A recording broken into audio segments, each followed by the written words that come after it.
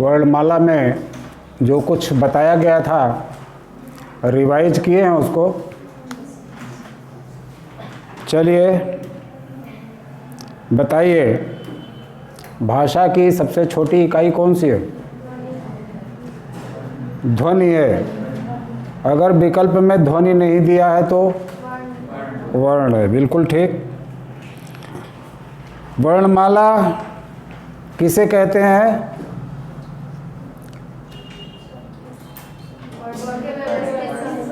S, व्यवस्थित समूह को। कंठ ध्वनियाँ कौन सी हैं? कवर्ग। हिंदी में वर्णों की संख्या कितनी है? 52। बिल्कुल ठीक। क, ख, ग, ज, फ ये कहाँ की ध्वनियाँ हैं?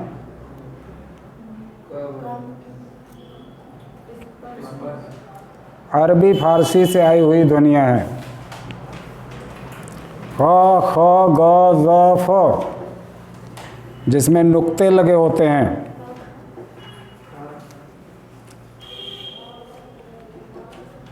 क, ख, ग, ज, फ नीचे नुक्ते होते हैं।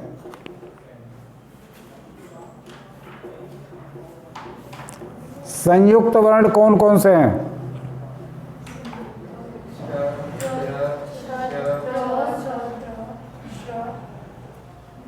क्ष, त्र, ज्ञ और श्र। उच्छिप्त वर्ण कौन कौन से हैं? ड़ और ढ़।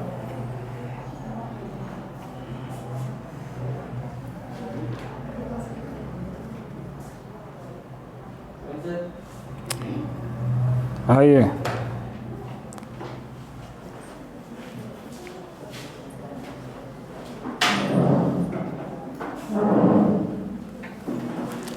आयोग वाह ध्वनियाँ कौन सी हैं?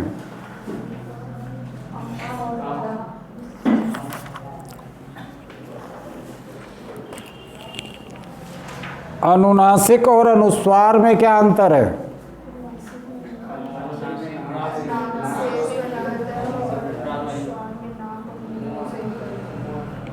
अनुनासिक में नाक और मुंह दोनों से ध्वनि निकलती है, प्राणवायु निकलती है। हिंदी वर्णमाला में स्वरों की संख्या कितनी है? 13 और 11। अगर विकल्प 13 का है तो 13 सही होगा, 11 का विकल्प है तो 11 सही होगा, और 13 और 11 दोनों हैं तो वो फिर प्रश्न जो है कैंसिल होगा।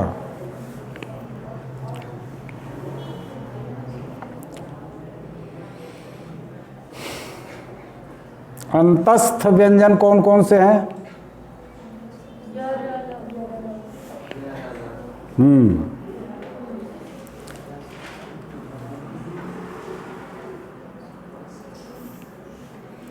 अब आगे हम देखते हैं वर्तनी।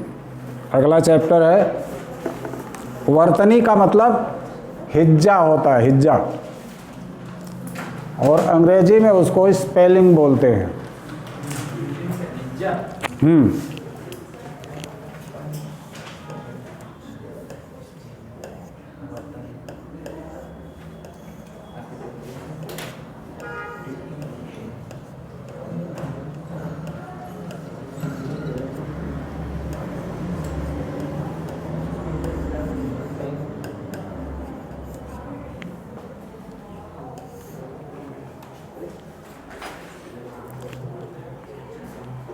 हिंदी में अगर आपको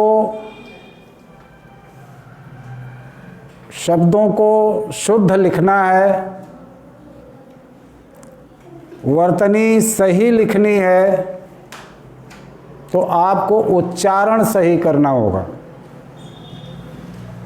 वो इसलिए कि हिंदी में जो लिखा जाता है वही पढ़ा जाता है और वही बोला जाता है। अंग्रेजी जैसा नहीं है कि वहाँ कुछ लिखा कुछ जाता है, पढ़ा कुछ जाता है। तो यहाँ हिंदी में जैसा लिखा जाता है वैसा ही पढ़ा जाता है। अंग्रेजी में आप लिखते हैं वाल्क और पढ़ते हैं वाक। जब पूछा जाता है कि भाई एल कहाँ गया, तो कहते हैं कि वो साइलेंट है। जब साइलेंट ही है तो लिखने की क्या ज़रूरत है। इसी तरह से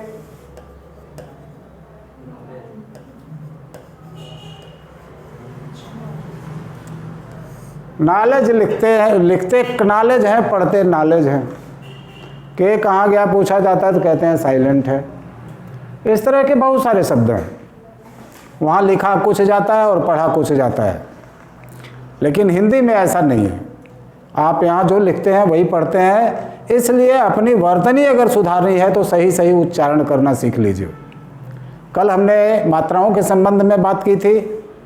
ह्रस्व और दीर्घ मात्राएं होती हैं और किस मात्रा को कैसे उच्चारण किया जाता है। ह्रस्व की अपेक्षा दीर्घ में ज़्यादा समय लगता है, प्लुत में उससे भी ज़्यादा समय लगता है। तो ये समय का ध्यान रखकर अगर आप उच्चारण सही सही करेंगे तो सही सही शब्दों को लिख सकेंगे। यहाँ कुछ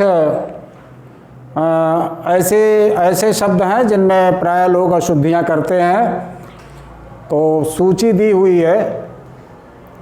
आप फर्स्ट ईयर में हिंदी भाषा की किताब पढ़े होंगे, जो मध्य प्रदेश पाठ्य पुस्तक निगम की किताब है। उसमें शब्दों की लिस्ट है, सूची है।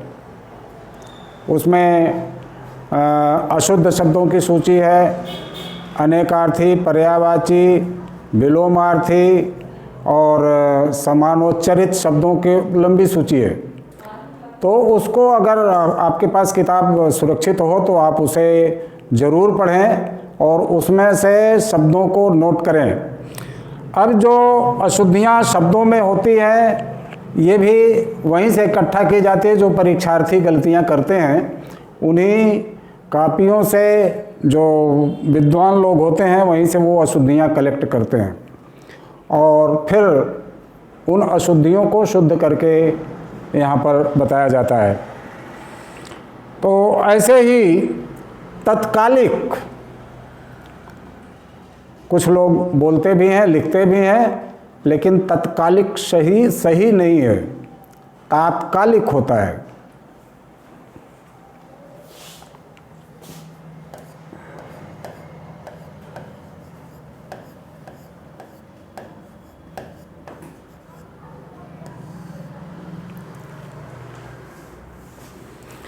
ऐसे ही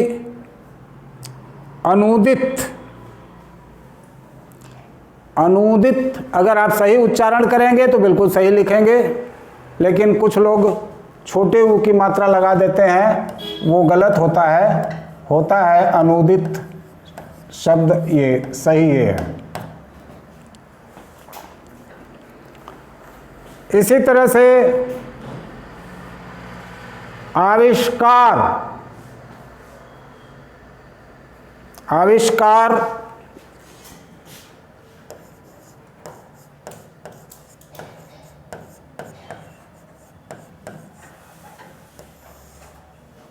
ये सही आविष्कार है।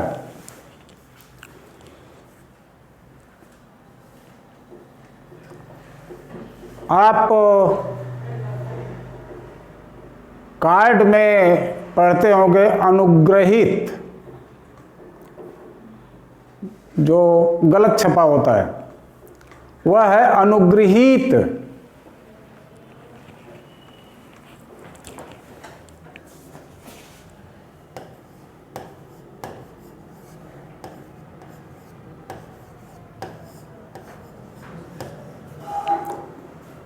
अनुगृहीत, अनुग्रहित नहीं,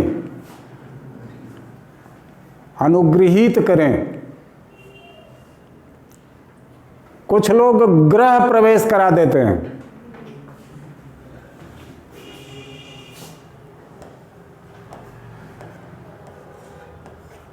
ग्रह और गृह में अंतर होता है। ग्रह आकाशीय पिंड हैं, नवग्रह जो जिनको कहा जाता है, और उनसे लोग डरते हैं भाई। और गृह जो निवास स्थान है, बड़ी मेहनत के साथ बहुत खर्च करके घर बनवाता है व्यक्ति, और लोग कहते हैं उनके यहाँ गृह प्रवेश में जा रहे हैं, गृह प्रवेश कराने जाते हैं, और जबकि गृह प्रवेश होना चाहिए।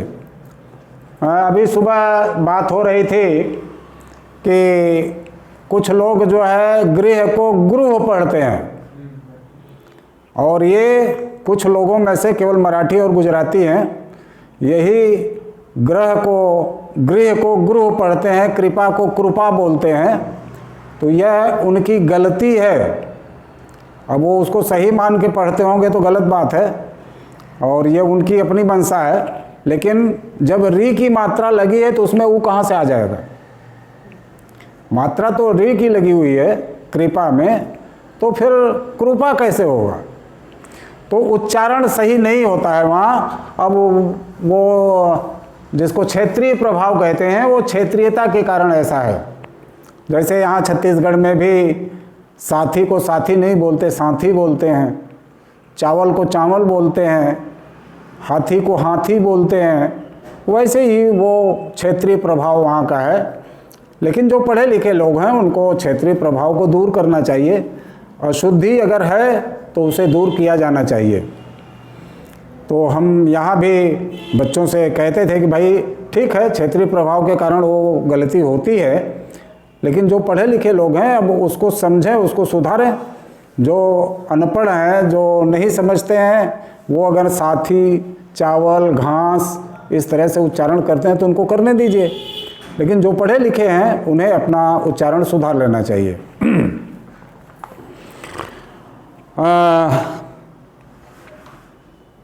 गुरु गुरु ऊ के मात्रा में बड़ा थोड़ा सा अंतर है। एक मात्रा ऐसा है और दूसरी मात्रा है, कुछ लोग ऐसा लिखते हैं और कुछ लोग ऐसा इसको घुमा लेते हैं, रू। ये सीधा ऐसा है और यहाँ पर थोड़ा सा घुमा हुआ रहता है। तो ये ह्रस्व ऊ है और ये दीर्घ ऊ है। गुरु में ह्रस्व ऊ लगता है। जैसे रुपया कुछ लोग लिखते हैं, प्रायः उससे पल्ला पड़ता है, उसमें ह्रस्व ऊ होता है, दीर्घ ऊ नहीं होता है। लेकिन कुछ लोग दीर्घ ऊ लगा कर लिखते हैं।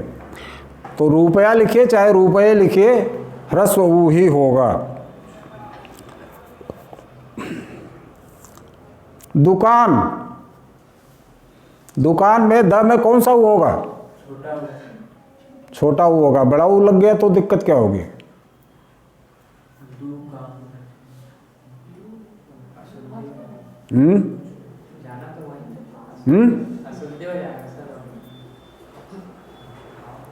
दुकान, दुकान होते हैं ना, ये दुकान हो गया, वो दुकान नहीं।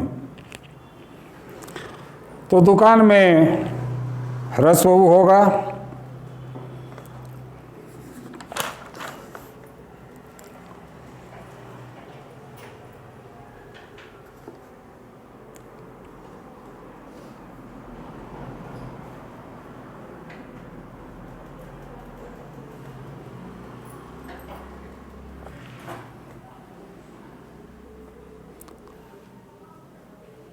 लुढ़कना सही शब्द है, लुढ़कना।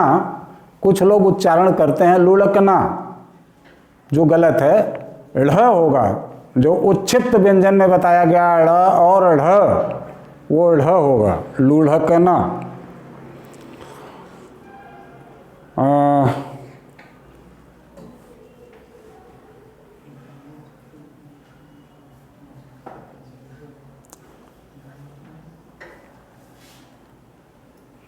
बहुत सारे विद्यार्थी फेल होने वाले बोलते हैं कि मुझे तो फाइल कर दिया गया। वो अपने ऊपर इल्ज़ाम नहीं लेते कि मैं फेल हो गया, मुझको फेल कर दिया, मैंने एग्जामिनर से कोई दुश्मनी थी। और वह फेल होता है, फेल नहीं।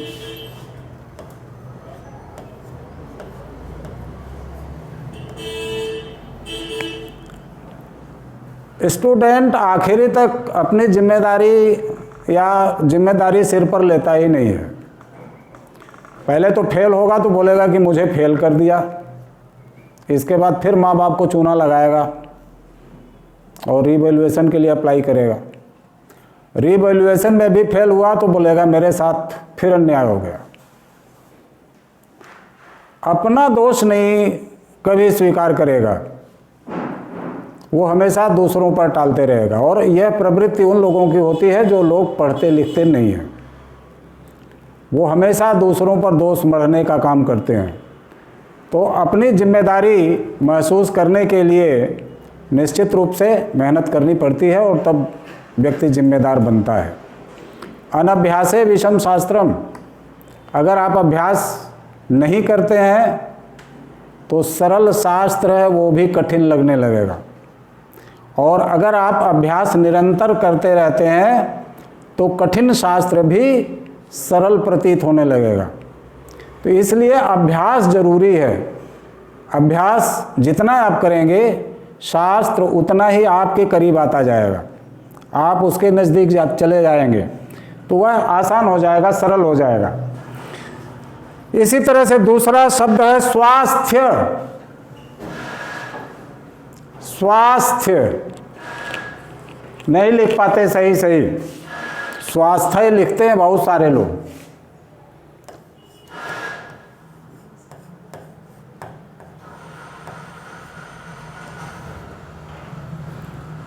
एक शब्द है उज्ज्वल, कौन लिख सकता है सही? उज्ज्वल लिख दीजिए।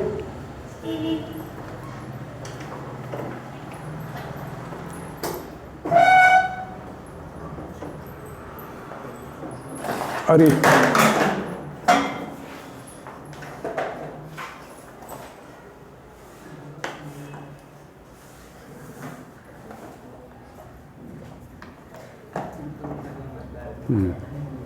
चलिए,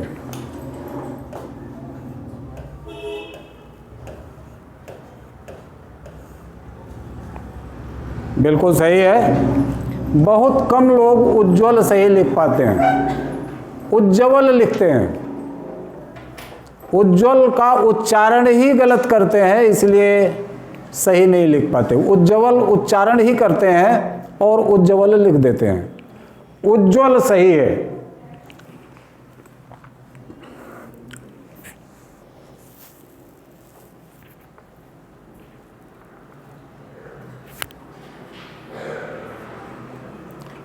स्वर्ग, स्वर्ग का विलोम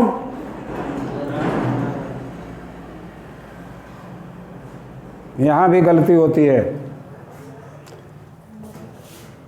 नर्क नहीं होता, नरक होता है। स्वर्ग के अनुकरण पर लोग नर्क लिख देते हैं, जबकि ऐसा है नहीं।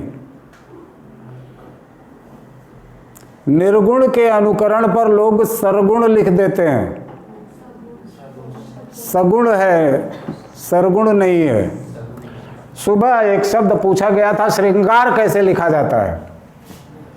कोई लिख सकता है सही श्रृंगार? चलिए आप आ जाइए।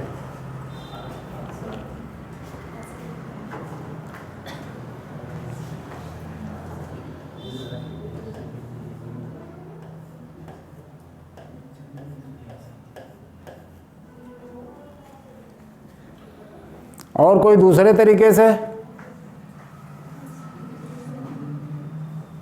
ठीक है, बिल्कुल सही है।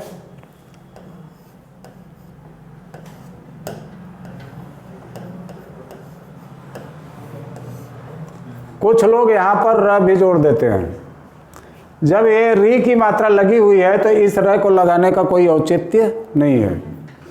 तो श्रृंगार इस तरह से सही लिखा जाता है।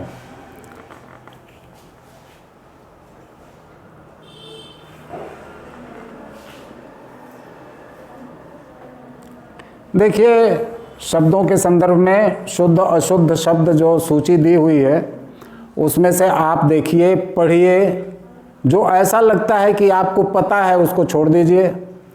जो ऐसा महसूस हो कि यह आपके लिए नया है या थोड़ा क्लिष्ट है उसे नोट कर लीजिए और बार बार देखिए और लिखिए, तब ये अशुद्धियाँ दूर होती हैं, वरना एक बार में अशुद्धि दूर नहीं होती है। तो ये वर्तनी लिखते समय इस बात का ध्यान रखेंगे। बाकी जब शुद्ध अशुद्ध अशुद्धियों की चर्चा होगी तो वहाँ शब्दों की भी अशुद्धियाँ आएंगी, वाक्यों की भी आएंगी, सब आएगा वहाँ भी। तो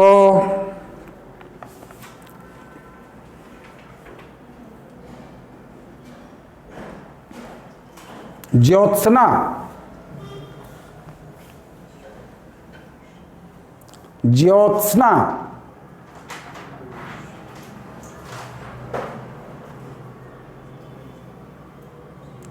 उच्चारण से समझ में आ रहा है? लिख सकते हैं?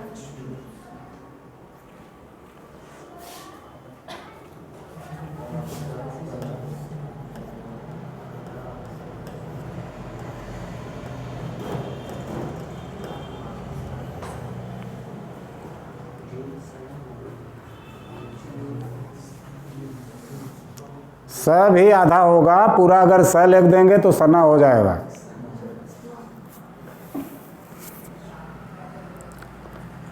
अध्ययन, बहुत सारे लोग अध्ययन की जगह अध्ययन पढ़ते हैं, दो बार यह को उच्चरित नहीं करते। इसी तरह से अतिथि, एक बड़े सीनियर प्रोफेसर थे और प्रिंसिपल भी रहे काफ़ी दिनों तक, वो कार्यक्रमों का संचालन भी करते थे, लेकिन उन्होंने अतिथि शब्द का उच्चारण कभी सही नहीं किया, अतिथि बोलते थे, जबकि अतिथि होता है।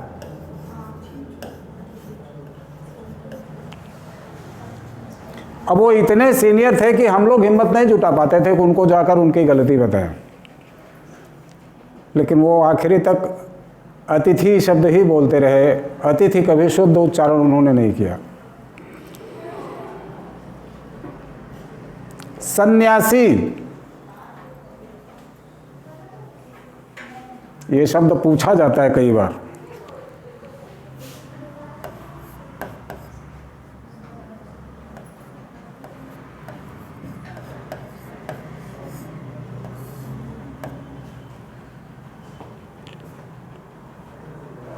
सन्यासी,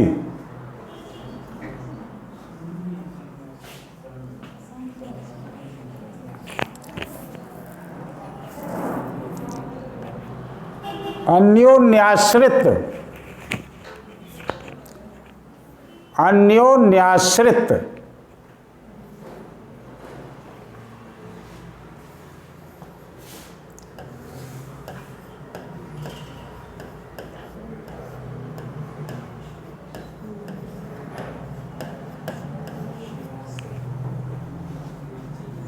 कितने लोग सही लिख लिए?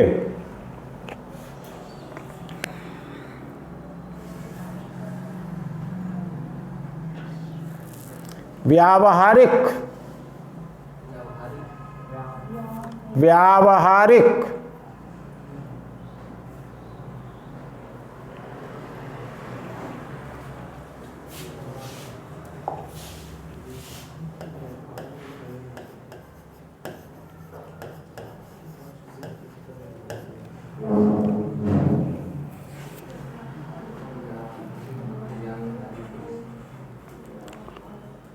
अतिशयोक्ति,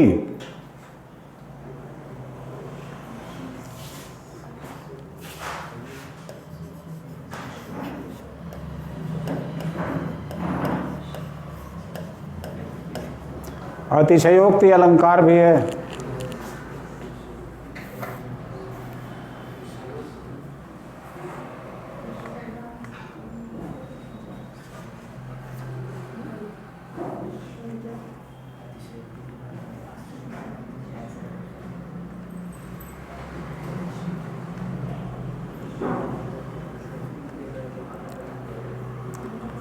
रासायनिक,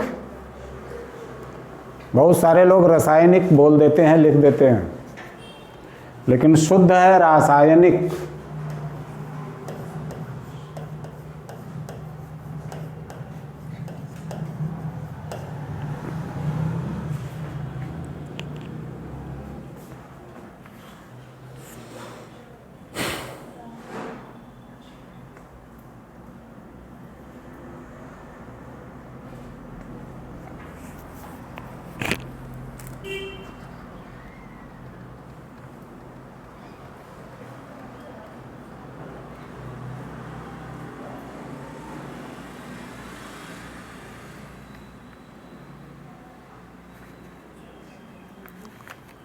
मृत्युंजय, सही सही कौन लिख सकता है? मृत्युंजय।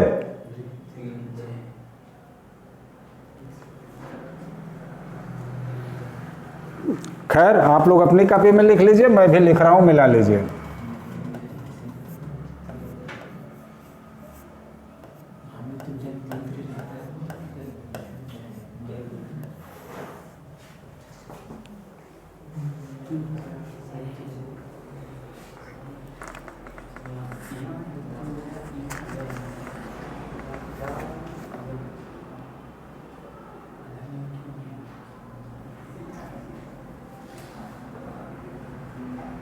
बिंदी वाला गलत रहता है क्या? नहीं, वो भी सही रहता है,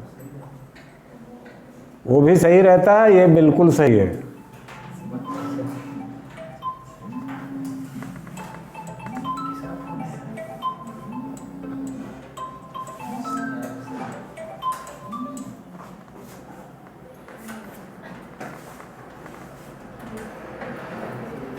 जाह्नवी,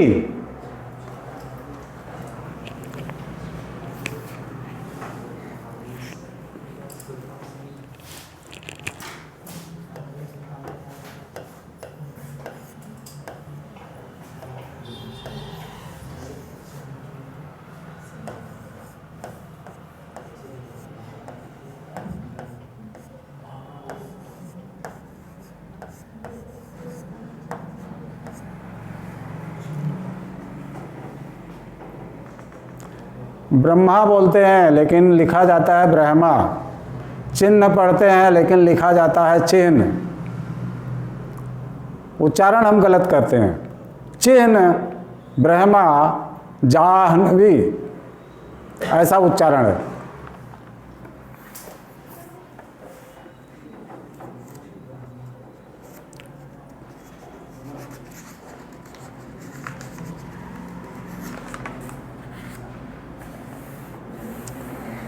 जिजीविषा, जिजीविषा,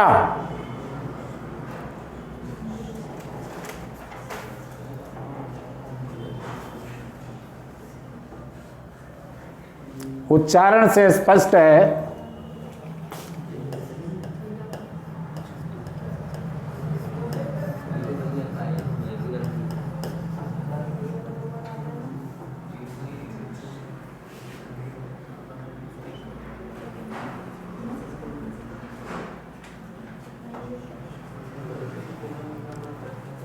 वैशिष्ट्य, वैशिष्ट्य,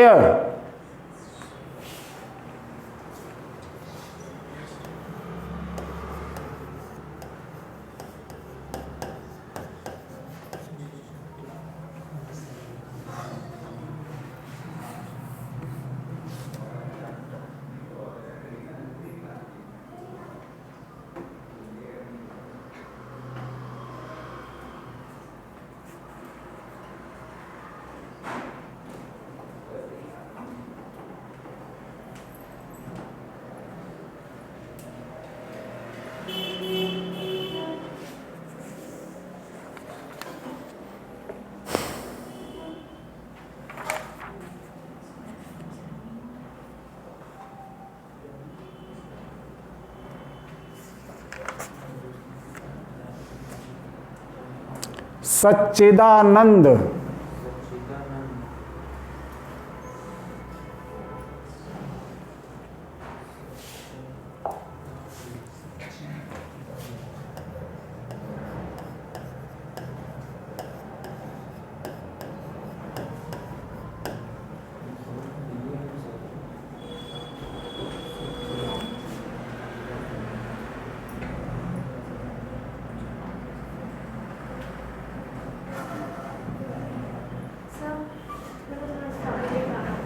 ठीक।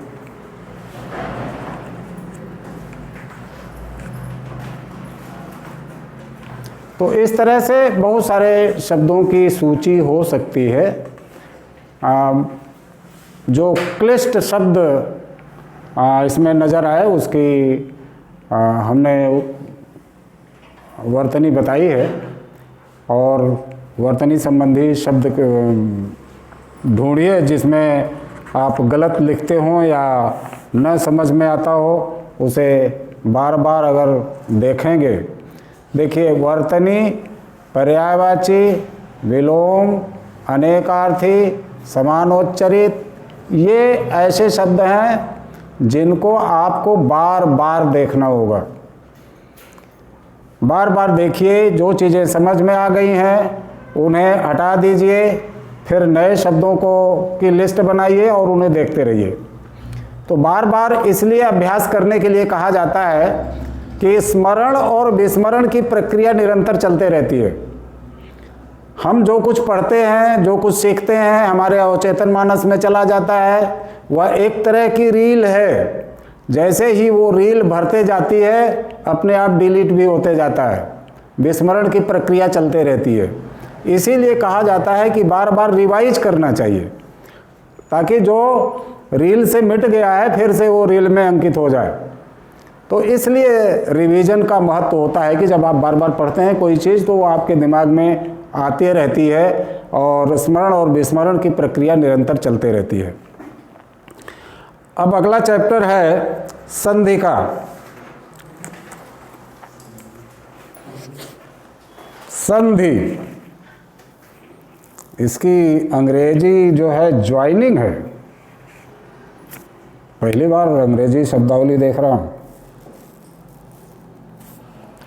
दो समीप वर्णों के मेल से जो विकार उत्पन्न होता है उसे संधि कहते हैं। यानी पहले शब्द का आखिरी और दूसरे शब्द का आदि का वर्ण जब दोनों आपस में मिलते हैं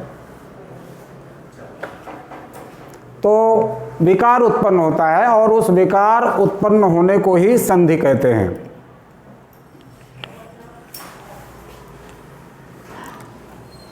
जैसे एक उदाहरण के तौर पर देखें,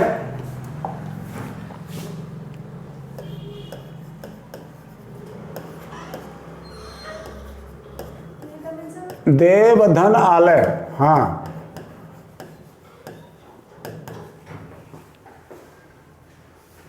आप देख रहे हैं देव में आखिरी में व में अ है,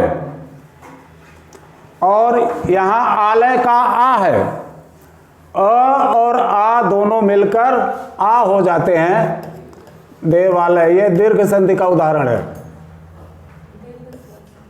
देव धन आलय, देवालय।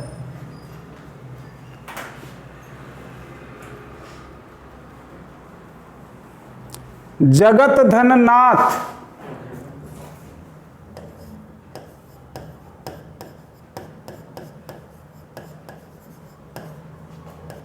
कौन सी संधि है? व्यंजन संधि है।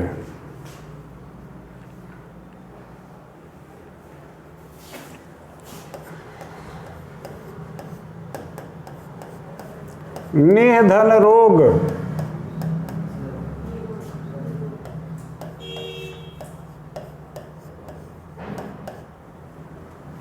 कौन सी संधि है?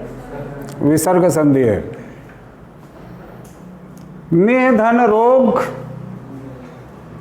में जब संधि होती है तो जो न में छोटी लगी है वो बड़ी के रूप में परिवर्तित हो जाती है। इस बात को ध्यान रखिएगा। कई बार लोग संधि करके छोटी ही लगा देते हैं और वो गलत हो जाता है। मैं इसीलिए यहाँ उदाहरण वो नहीं है, जानबूझकर मैंने उसको लिखा है। अब अगर शब्दों को मूल रूप में लाना है तो फिर क्या करना होता है? संधि विच्छेद करना होता है। निरोग को जब उसका विच्छेद करेंगे तो निधन रोग हो जाएगा, अलग अलग शब्द सामने आ जाएंगे। जगन्नाथ का संधि विच्छेद करेंगे तो जगत धननाथ हो जाएगा। कई बार आपसे पूछा जाता है कि शब्दों का संधि विच्छेद करते हुए उसका नाम बताइए। अगर आपसे पर्टिकुलर ये नहीं पूछा गया है कि भेद बताइए तो भेद पर मत जाइएगा जब तक कंफर्म ना हो। स्वर संधि, व्यंजन संधि और विसर्ग संधि, सीधे सीधे इसको पहचान लीजिए। अगर स्वर से स्वर का मेल है तो स्वर संधि है, व्यंजन का स्वर से मेल है या अन्य किसी वर्ण से मेल है तो व्यंजन संधि, विसर्ग का किसी वर्ण से मेल है तो वो विसर्ग संधि है। ये 3 संधियां बड़े आराम से पहचान में आ जाती हैं। दिक्कत कहाँ होती है? जब स्वर के भेद, स्वर संधि के जो 5 भेद हैं उनमें से अलग करना होता है तो दिक्कत हो सकती है। अगर आपको अच्छी तरह से मालूम है तो ही नामोल्लेख कीजिए, वरना स्वर संधि करके निपट जाइए।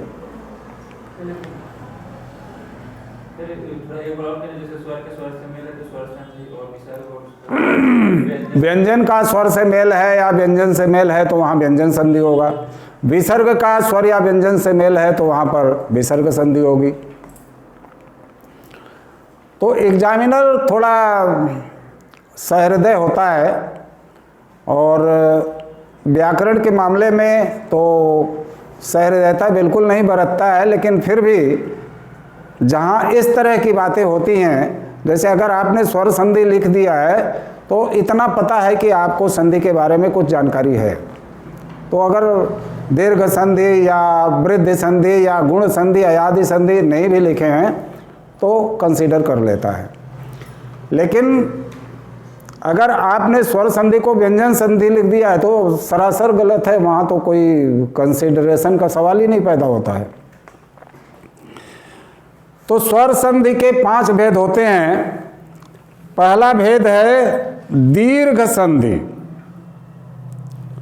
ह्रस्व या दीर्घ, दीर्घ संधि की परिभाषा लिख लीजिए। ह्रस्व या दीर्घ अ, ई, उ के पश्चात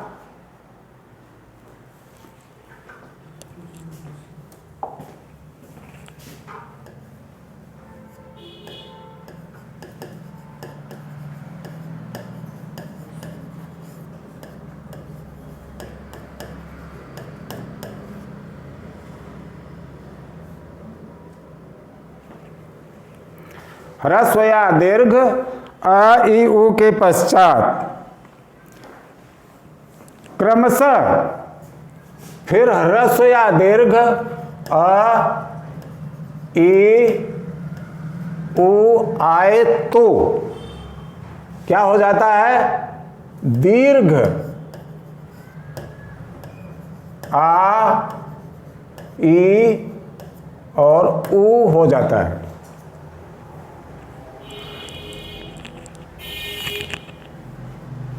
बात समझ में आ गई ना? ह्रस्व या दीर्घ अ, ई, उ हो और उसके बाद ह्रस्व या दीर्घ अ, ई, उ आए तो दोनों के जगह पर दीर्घ आ, ई और उ हो जाता है। ठीक है? अब उदाहरण देख लिए। धर्म, धन, अर्थ।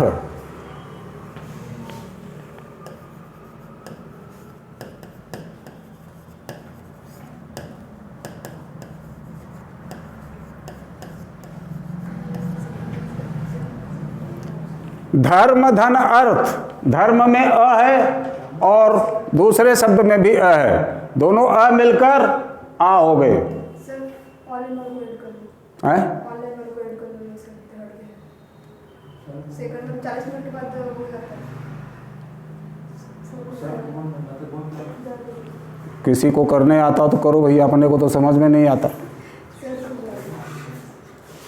धर्म, धन, अर्थ। धर्मार्थ में अ है और अर्थ में अ शुरुआती है, तो दोनों अ मिलकर आ में बदल जाते हैं।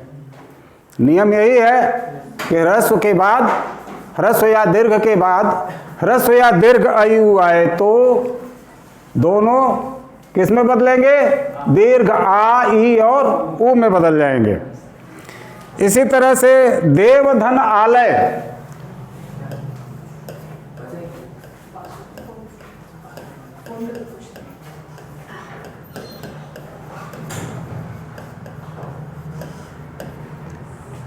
यहां पर अ है और यहां आ है।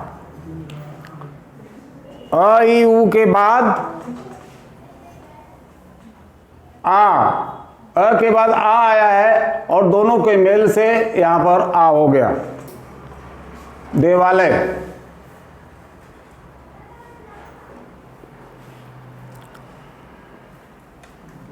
परीक्षाधन अर्थी,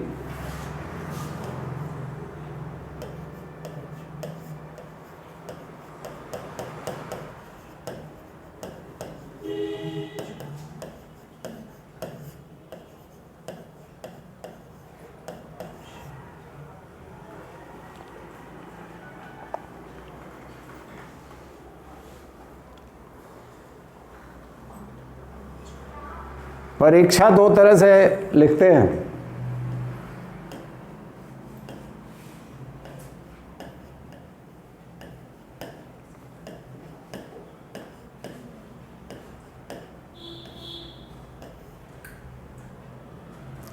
इस परीक्षा का मतलब है इम्तहान।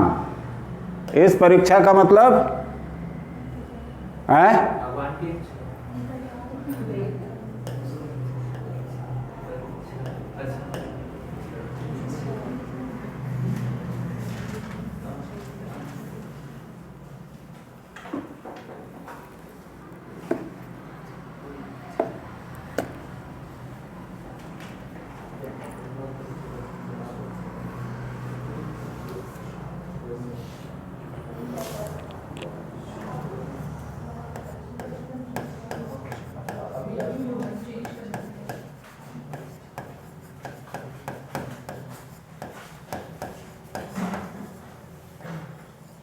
दीर्घ ई के रूप में परिवर्तित हो गया है।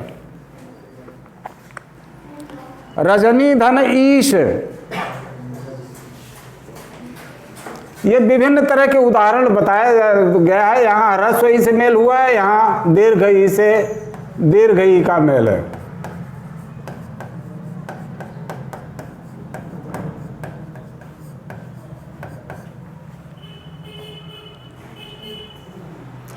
इसी तरह से भानुधन उदय, सर जो ये मतलब जो दीर्घ ई, इसमें भी दीर्घ ई, फिर वो दीर्घ ई ही बनाएगा। हाँ भाई, अरे भाई यहाँ क्या लिखा है? ह्रस्व या दीर्घ, अ ई उ, ह्रस्व या दीर्घ दोनों की बात हो रही है। अ ई उ ये तो जानकारी के लिए लिखा गया है। यहाँ आप पूरा लिख सकते हैं अ आ ई उ उ के बाद अ आ ई उ आए तो दोनों की जगह पर फिर दीर्घ आ, दीर्घ ई और दीर्घ उ होगा। बात समझ में आई कि नहीं? ये संक्षेप में बताया है, परिभाषा में लिखा है आ ई उ, अ आ ई उ के बाद अ आ ई उ आता है तो क्या हो जाएगा? आ ई और उ हो जाएगा। अब बात समझ में आई कि नहीं? इसी तरह से वधूधन उत्सव,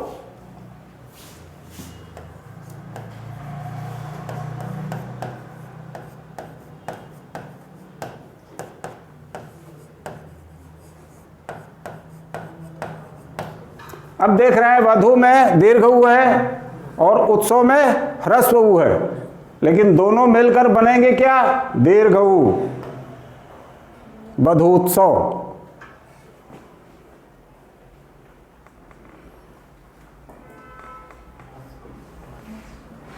सरयुधन ऊर्मी,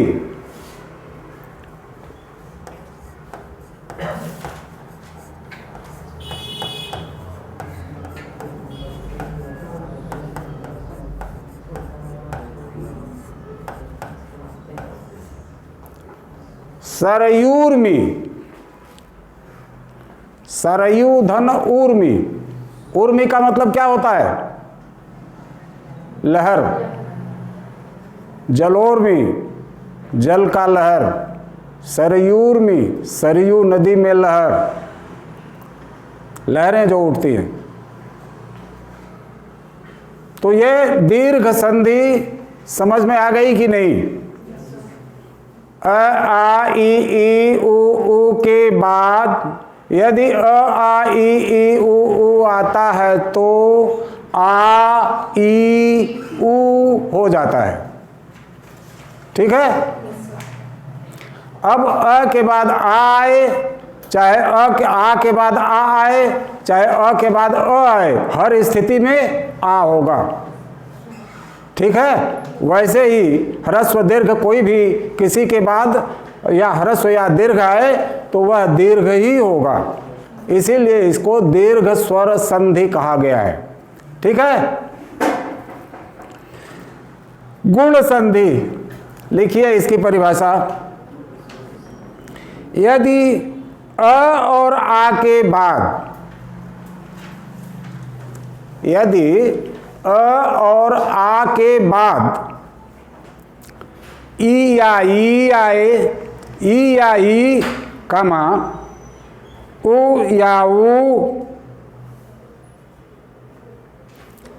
और री आए तो, री ऋषि की री,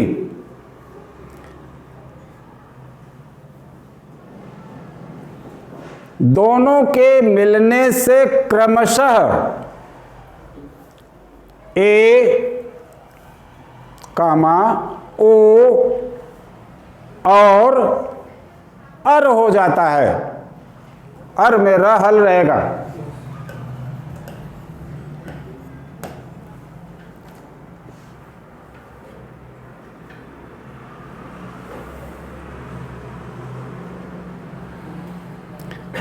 अब यहां अ या आ के बाद ई या ई आए, अ के बाद ई आए अथवा ई आए, अ के बाद ई आए अथवा ई आए, तो दोनों स्थितियों में क्या होगा? ए होगा। और इसी तरह से अ या आ के बाद उ या उ आए तो दोनों स्थितियों में ओ होगा। अ या आ के बाद अगर री आए तो वह अर हो जाएगा, री अर के रूप में परिवर्तित हो जाएगा। जैसे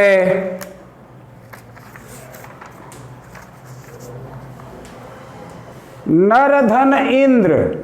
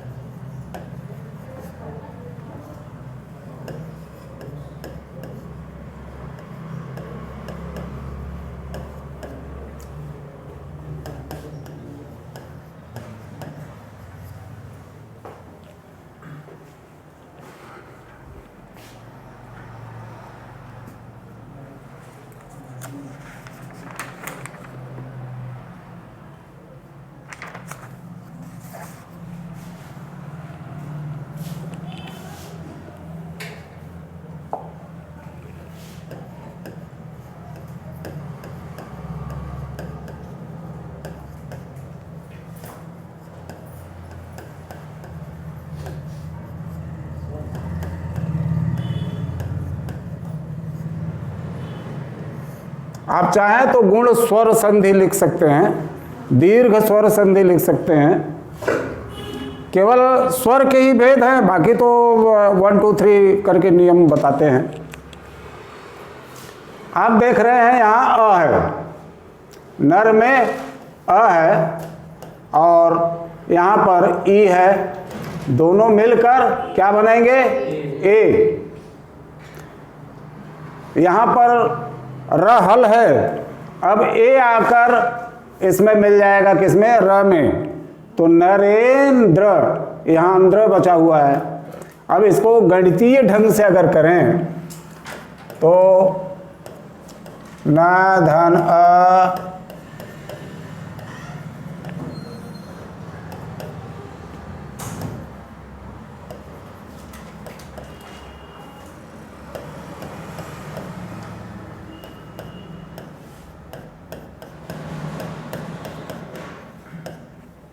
ये इसको तोड़ेंगे तो इस तरह से टूटेगा, और जब इसको मिलाएंगे तो ये हो जाएगा न, अ ई दोनों मिलकर क्या हो गए, ए। र के साथ ए मिलेगा तो नरे, और फिर ये आधा न है, फिर आधा द है, इसमें आके आधा र मिलेगा और अ मिलेगा तो ये होगा नरेंद्र। ठीक है। अगर आप वर्णों को अलग अलग करके देखें, इसके बाद मिलाएं तो अ के बाद ई आएगा तो ए हो जाएगा, तो फिर से जोड़ेंगे तो नरेंद्र बन जाएगा।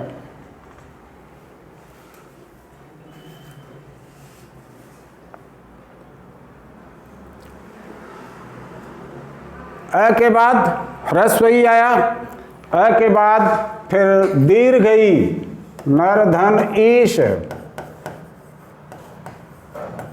दोनों स्थिति में ए ही होना है, चाहे दीर्घ ई आए चाहे ह्रस्व ई। वीर धन उचित,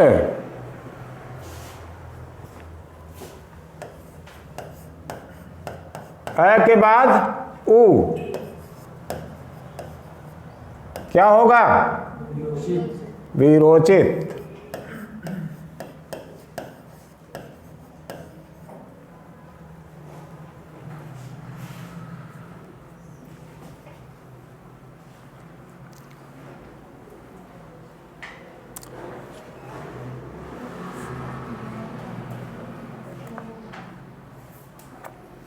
जलधन ऊर्मी,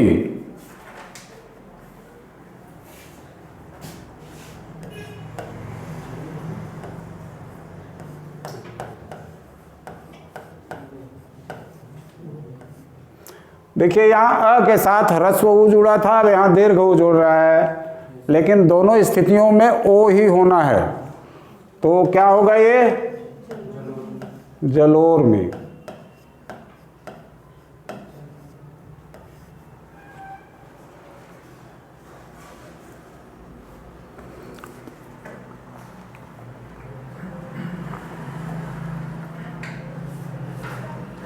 देवधन ऋषि,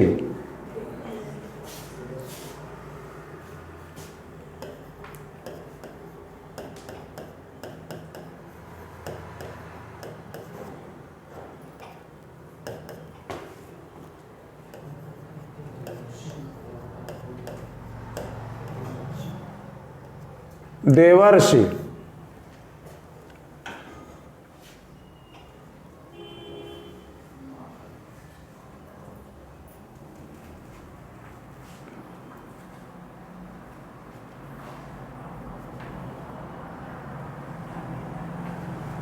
इसी तरह से दूसरा उदाहरण ले लें आ का,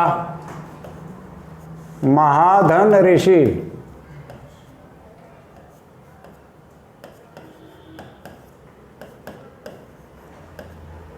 क्या हो जाएगा,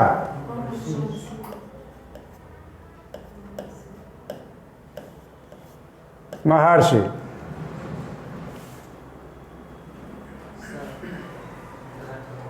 है, बात कर लीजिए।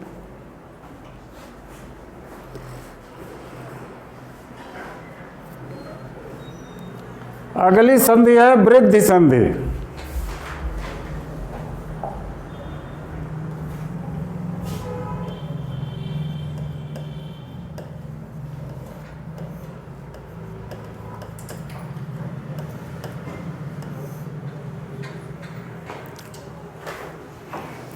वृद्धि संधि की परिभाषा लिख लीजिए। यदि अ या आ के बाद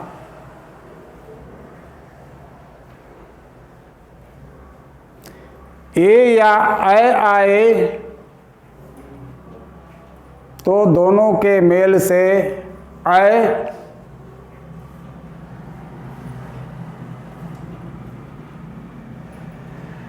कामा ओ या औ आए तो दोनों के मेल से औ हो जाता है।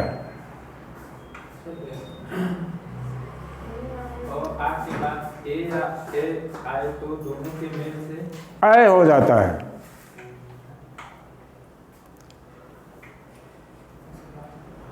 ओ या औ आए तो दोनों के मेल से औ हो जाता है।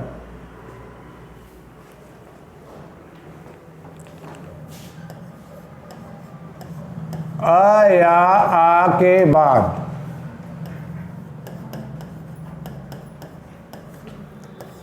ए या ऐ आए तो दोनों के मेल से ऐ होगा। ओ या औ आए तो दोनों के मेल से औ होगा। बात समझ लीजिए। अ या आ के बाद ए आए तो भी ऐ होगा। आ के बाद ए आए तो भी ऐ होगा। अ के बाद ऐ आए तो भी ऐ होगा। आ के बाद ऐ आए तो भी ऐ होगा। इसी तरह से अ के बाद ओ आए तो अ होगा। आ के बाद ओ आए तो अ होगा। अ के बाद औ आए तो भी अ होगा। आ के बाद औ आए तो भी अ होगा। बात समझ में आ गई।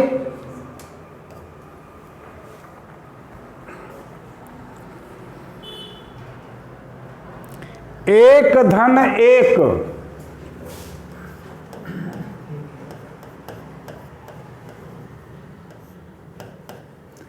क में अ है और ए है। अ के बाद ए आएगा तो क्या होगा? ए हो जाएगा। ऐ होगा। तो अ और ए मिलकर ऐ हो गए और एक क यहां बचा हुआ है तो क पर ऐ की मात्रा आ जाएगी। एक एक।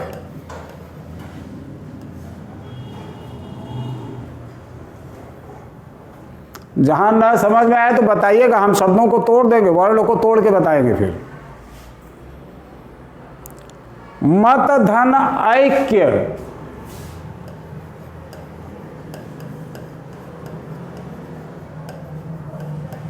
देखिए यहां पर ए को जोड़ा अ के साथ, अब यहां अ के साथ ऐ जुड़ रहा है तो भी ऐ ही होगा और ये संधि होकर मतैक्य हो जाएगा।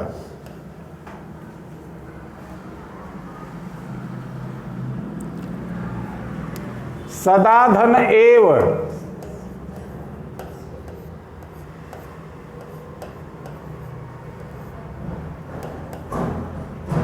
आ के बाद ए है,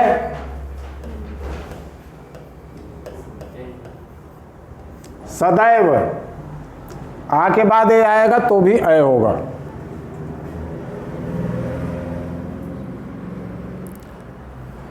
महाधन ऐश्वर्य,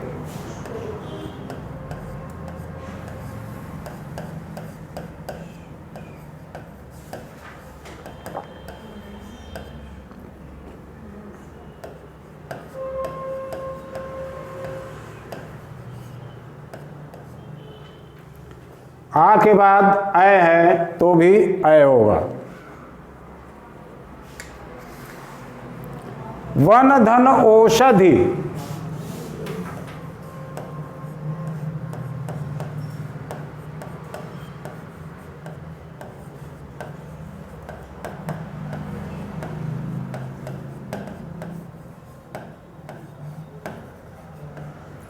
वनौषधि, अ के बाद ओ आएगा तो भी अ होगा। आ के बाद ओ आएगा तो भी अ होगा। अ के बाद औ आएगा तो भी अ होगा। आ के बाद औ आएगा तो भी अ होगा। परम धन औदार्य,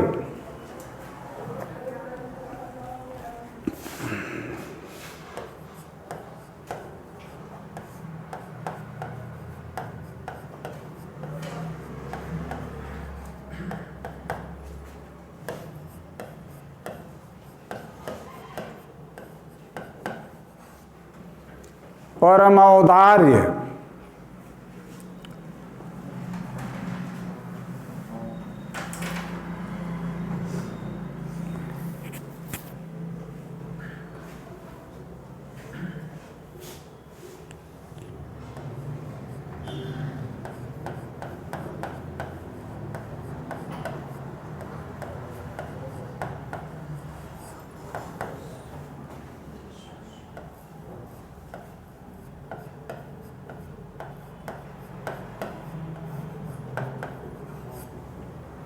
महाधन ओजस्वी, महोजस्वी,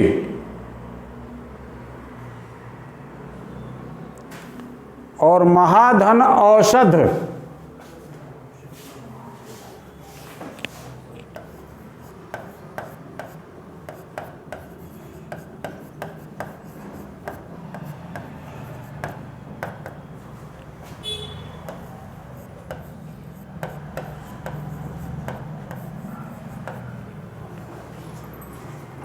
वृद्धि संधि इसका नाम है।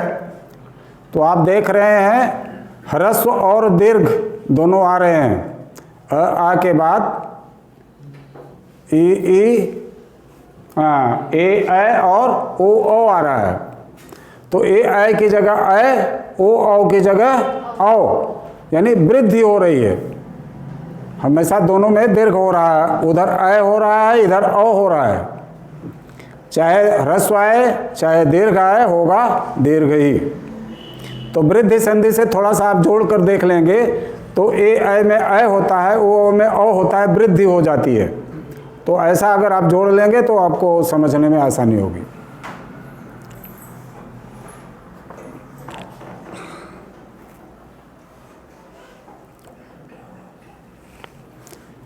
यण संधि। अभी तक आपने देखा आ के बाद दीर्घ संधि में देखा आ ई उ के बाद आ ई उ आता है तो दीर्घ हो जाता है। ठीक है। आपने जो गुण संधि है उसमें देखा अगर ई आता है, आ के बाद ई आता है तो ए, उ आता है तो ओ, री आता है तो अर हो जाता है। वृद्धि संधि में आपने देखा आ के बाद अगर ए या ए आता है तो ओ या औ आता है तो औ हो जाता है। अब गुण संधि में आप देखिए ई और उ के बाद, नोट कीजिए, यदि ई उ और री के बाद ई उ और री के बाद कोई भिन्न स्वर आए, भिन्न स्वर मतलब ई उ और री न हो, इसके अलावा दूसरे स्वर हों, कोई भिन्न स्वर आए तो ई का य, उ का व, ई का य मतलब ई दोनों का य हो जाएगा, और उ का व का मतलब उ का वह हो जाएगा, और री का र हो जाएगा, र हल रहेगा।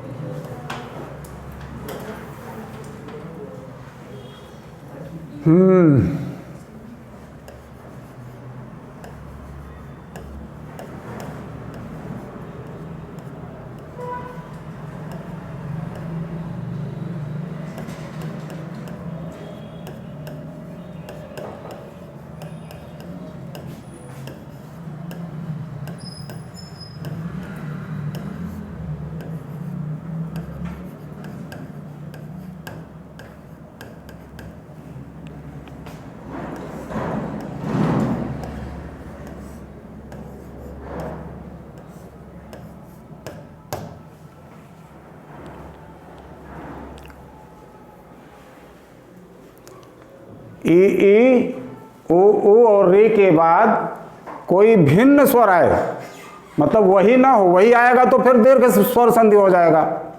तो उससे भिन्न आएगा तो ई का य हो जाएगा, उ का व हो जाएगा, और री का र हो जाएगा।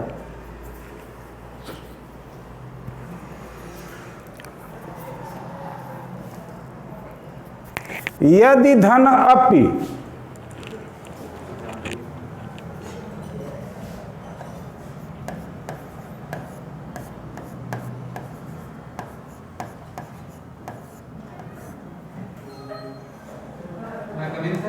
आ जाइए भाई।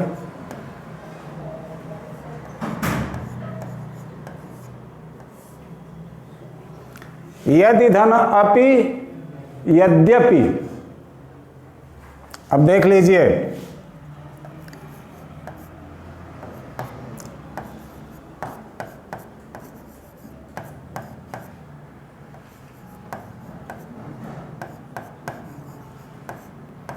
ज़्यादा बारीकी से नहीं तोड़ रहा हूं, केवल ई को बताने के लिए। ई का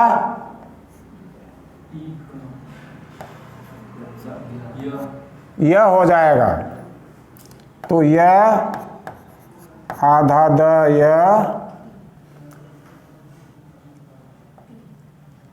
यह के साथ अ जुड़ेगा तो यह ही होगा, और पी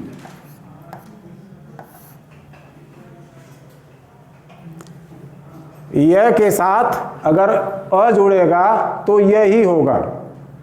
ऐसा नहीं है कि अ के साथ अ जुड़ गया, यह के साथ अ जुड़ेगा तो यह ही रहेगा। है? हाँ, द आधा रहेगा। द से तो ई हटा है, ई को निकाले हैं द से, तब तो ई का यह हुआ है। ठीक है।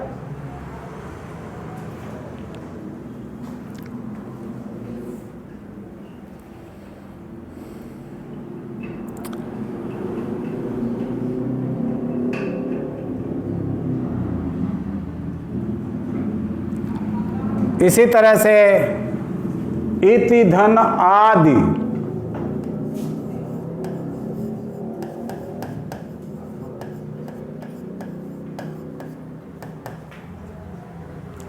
इत्यादि,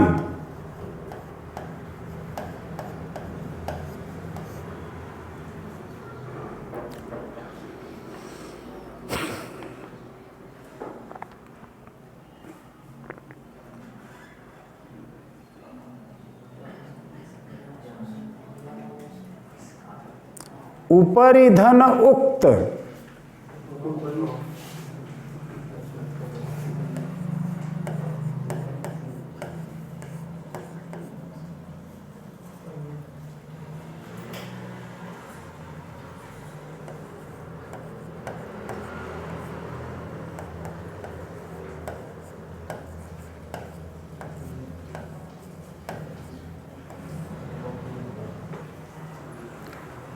कई जगह मिलता है उपरोक्त। उपरोक्त गलत है, उपर्युक्त सही है। उपर्युक्त मतलब ऊपर कहा गया।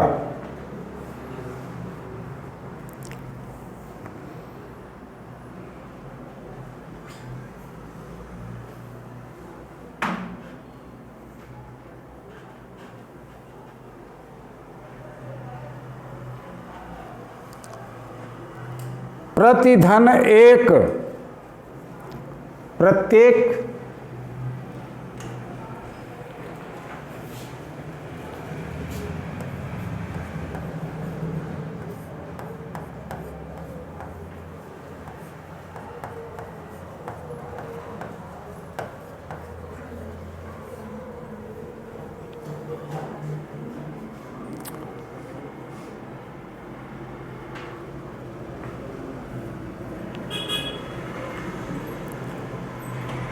अनुधन अय,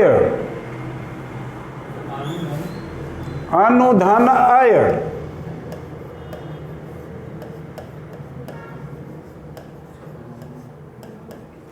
ऊ का क्या हो जाएगा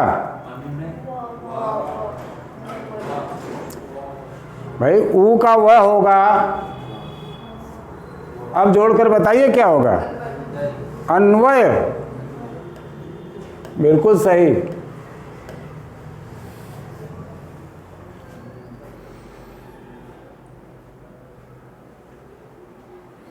सुधन आगत,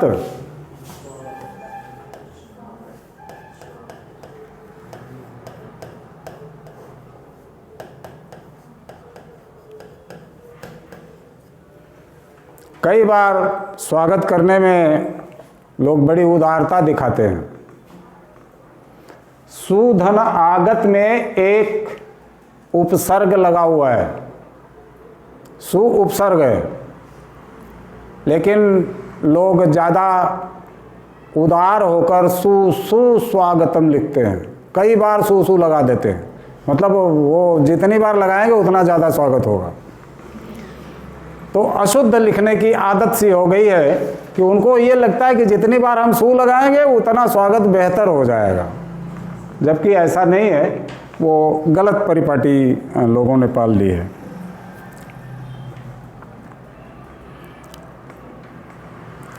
अनुधन ऐषण,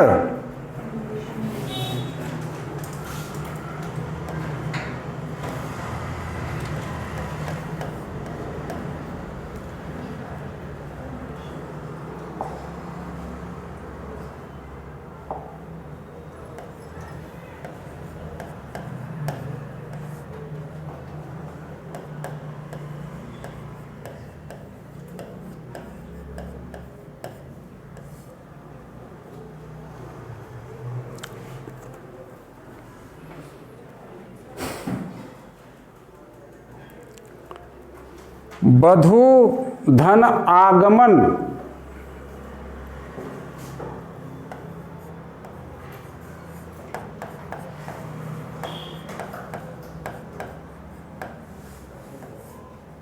क्या होगा?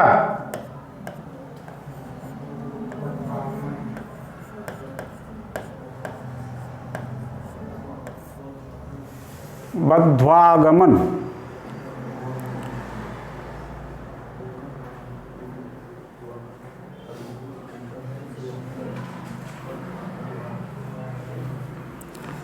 पितृधन अनुमति,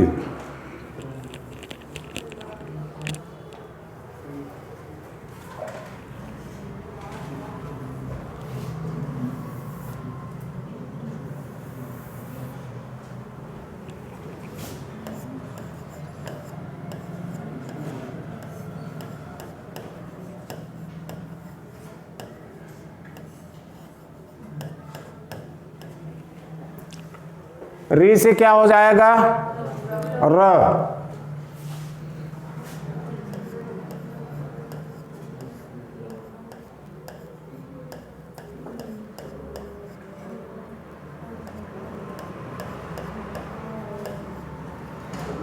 अनुमति एक साथ लिख देते हैं।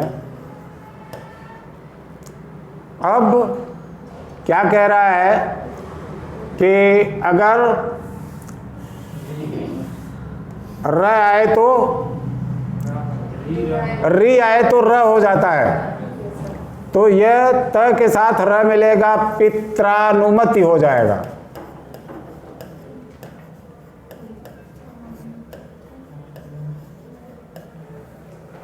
पित्रानुमति, पितृधन अनुमति, पित्रानुमति।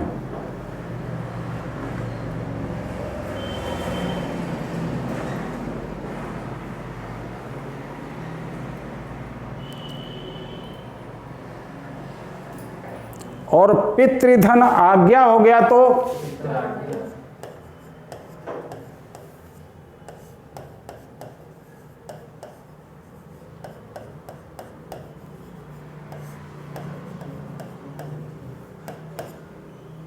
इसी तरह से मातृधन आज्ञा होगा तो मात्राज्ञा हो जाएगा।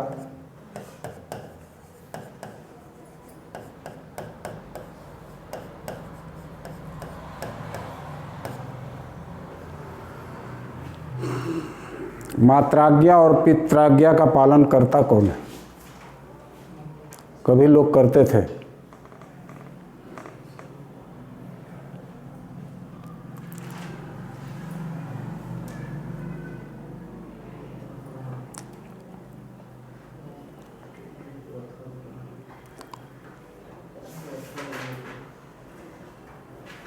मातृधन इच्छा, मातृक्षा,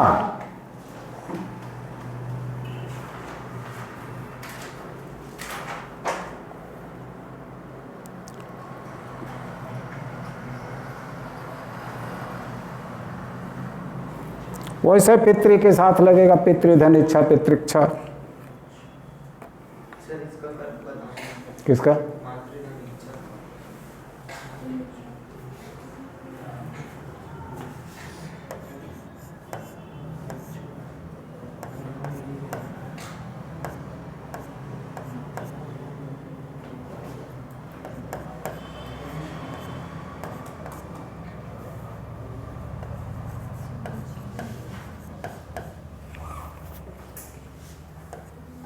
री का क्या हो जाएगा?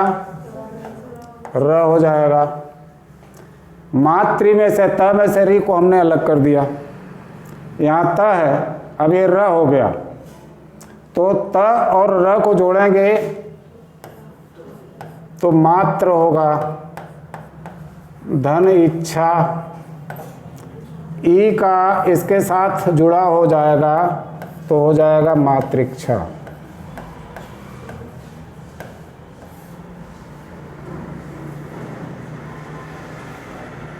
ठीक है?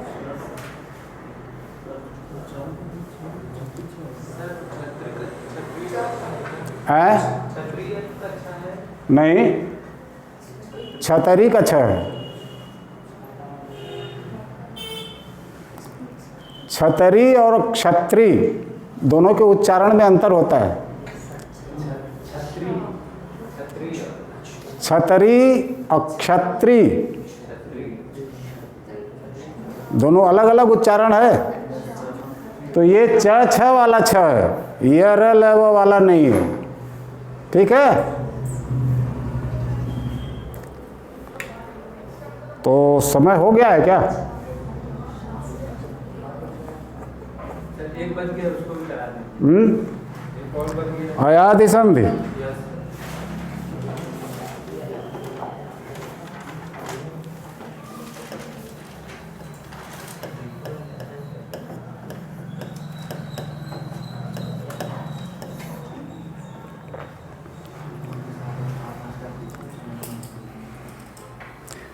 यदि ए ऐ ओ औ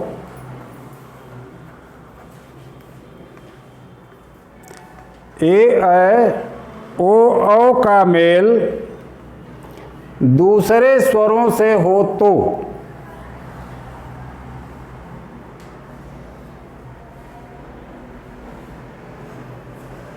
ए का अय,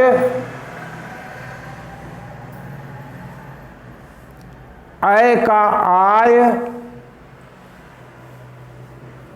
ओ का अव, औ का आव हो जाता है।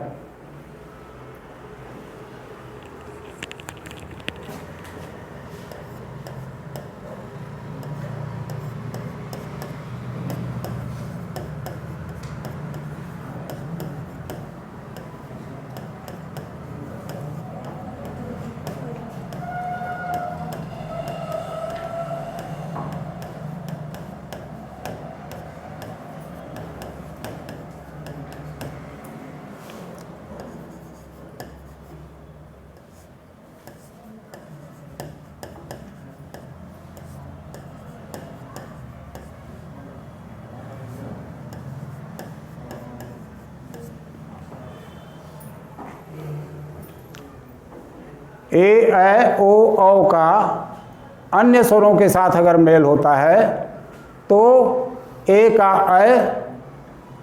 अय का आय, ओ का अव, औ का आव हो जाता है। इसको बोलते हैं अयादि संधि। एचो यवा यावा इसका सूत्र है संस्कृत में। ने धन अन,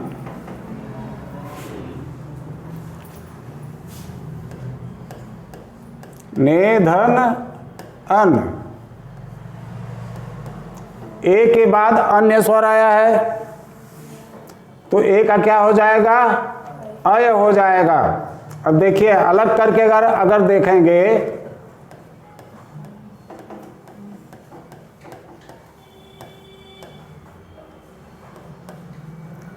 ए का क्या होगा? अय होगा।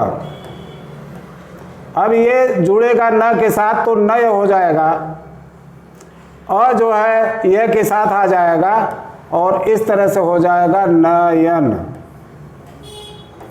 ने धन अन बराबर नयन।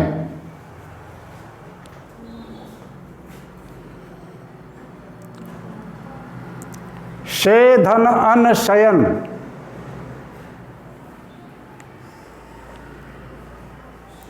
इसी तरह से नय धन अक,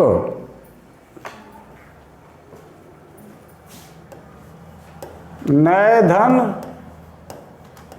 अक, अय के बाद अन्य स्वर आया हुआ है तो क्या हो जाएगा? आय हो जाएगा और ये संधि होकर नायक बन जाएगा।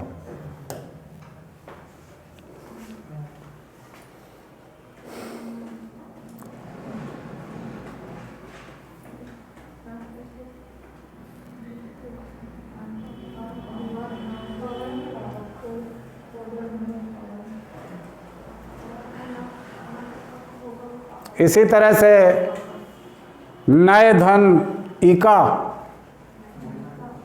नायिका,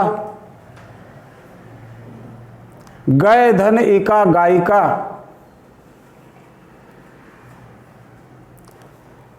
पो धन अन,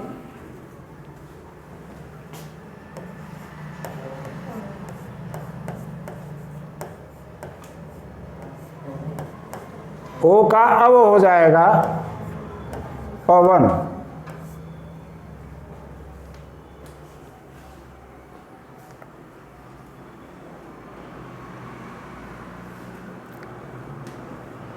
पौ धन अन,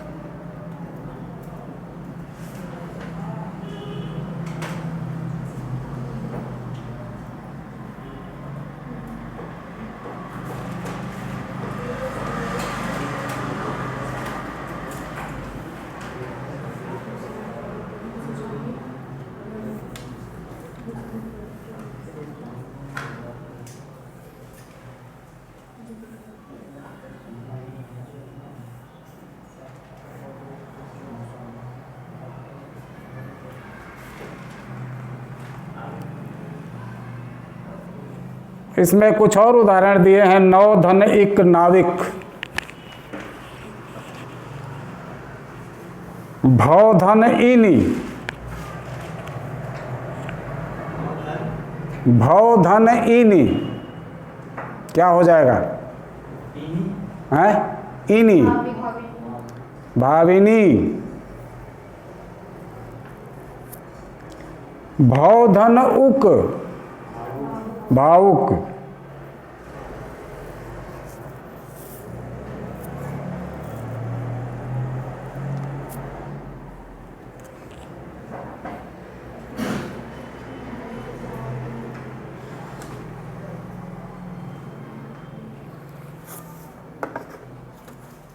बुला दीजिए अपना ये घंटा समेटें आप।